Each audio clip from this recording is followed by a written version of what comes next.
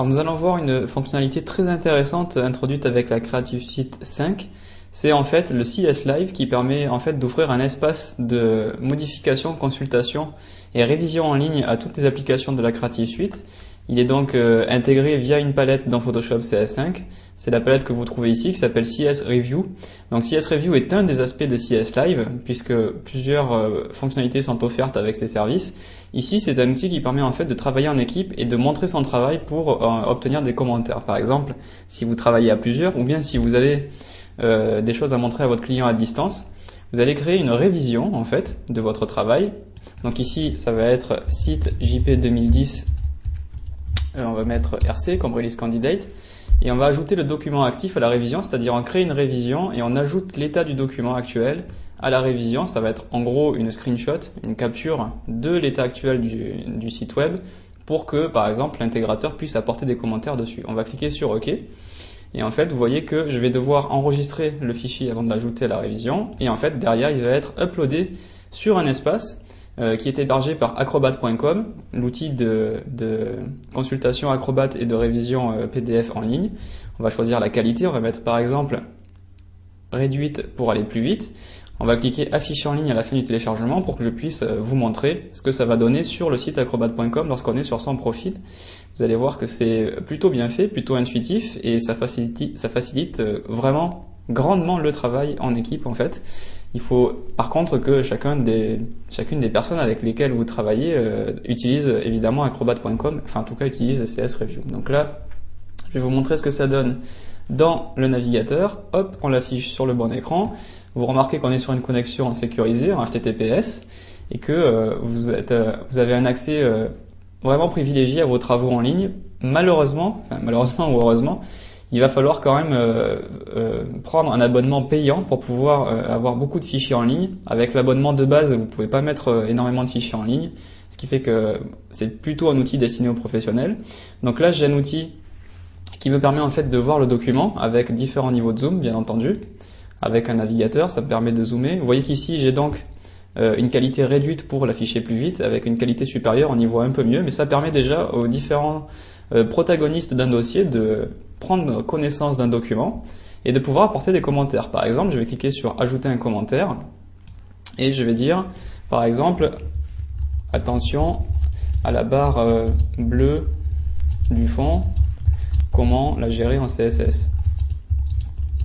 La gérer en CSS, point d'interrogation. Je vais cliquer sur enregistrer et maintenant si je passe en fait dans Photoshop CS5, je vais revenir en fait au logiciel, et bien vous allez voir que hop, la petite bulle affiche ici un commentaire, donc on voit bien que les choses sont vraiment facilitées. On va le voir apparaître une fois que ce sera synchronisé.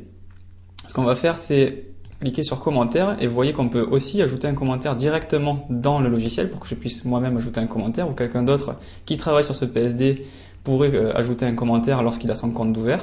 Donc on peut participer à la fois sur le site, à la fois directement dans Photoshop, donc ça c'est vraiment très bien. Et maintenant je vais vous montrer ce que ça donne au niveau de l'espace en fait global. Donc on va mettre par exemple partager. Qu'est-ce qui se passe si j'ai envie de partager ce document avec quelqu'un qui ne serait pas sur acrobat.com? Donc en fait vous allez voir que ça correspond à peu près à tous les outils de partage de fichiers comme par exemple Dropbox. On va en fait envoyer un mail en invitant la personne à se connecter au service pour pouvoir faire des commentaires à distance sur le même fichier. Donc là on va partager le document, on va lui laisser le temps de se charger quand même. Ça dépend voilà, de la connexion et puis de taux d'occupation, j'espère qu'ils vont prévoir des serveurs en conséquence. Donc là par exemple, pour partager le fichier avec une personne, on va aller en bas à gauche, on va cliquer sur partager le fichier. Et on va mettre en fait le déplacer vers un espace de travail partagé. Donc là, j'ai mon espace de travail qui est un espace de travail personnel. Personne d'autre ne peut voir ce qu'il y a dedans. Par contre, j'ai un espace de travail partagé qui s'appelle Démo CS5 et je vais le mettre à l'intérieur. Donc maintenant, je vais vous montrer en fait sur acrobat.com qui est le portail en fait sur lequel se base CS Review. Dans mon espace de travail partagé Démo CS5, j'ai donc site JP 2010 et là à l'intérieur, j'ai plusieurs options, comme par exemple partager, et je peux en fait cliquer ici, partager, et voir que j'ai d'autres personnes qui peuvent y accéder. Donc par exemple, le fichier n'est partagé avec personne, on va le partager avec des personnes maintenant.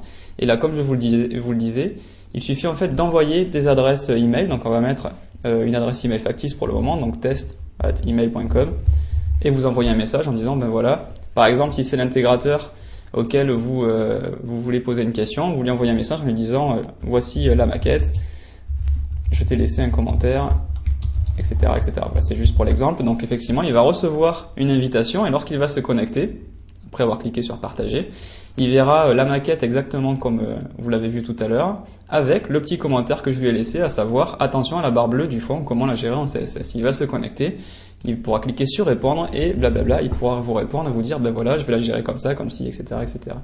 Donc ça, vous voyez que ça permet vraiment un travail en équipe assez puissant. C'est très très souple. Et le seul petit regret qu'on peut avoir, c'est évidemment que ce soit pas gratuit, mais bon, vous imaginez quand même l'infrastructure que ça représente, je pense que c'est quand même du travail. Et pour les travaux en équipe, en particulier pour les studios et les agences, je pense que ça vaut largement la dépense, puisque ça permet de vraiment intégrer le travail en équipe directement dans le logiciel. On n'a plus besoin de courir après les emails, après les FTP, de gérer des captures d'écran pour bien baliser son travail en progression. Juste là, on est dans Photoshop, on dit voilà, je mets un nouvel état, une nouvelle révision, je reçois les commentaires directement, je peux moi-même répondre aux commentaires directement, et quand je veux pas être troublé par les CS reviews en permanence, boum, je ferme la palette et je continue à travailler. Donc ça, c'est vraiment très intéressant, très très souple, et c'est en fait une nouveauté, en tout cas un désir d'Adobe, de passer vers le online et de permettre aux gens de vraiment travailler en communauté tout en restant connectés en ligne, mais directement dans le logiciel sans les forcer à aller se brancher sur un service tiers via le navigateur. Même si là, vous l'avez vu, ça fonctionne évidemment aussi via le navigateur pour pouvoir visualiser, commenter, supprimer, manager vos documents sans pour autant avoir Photoshop CS5 ou tout autre logiciel de la Creative Suite ouvert.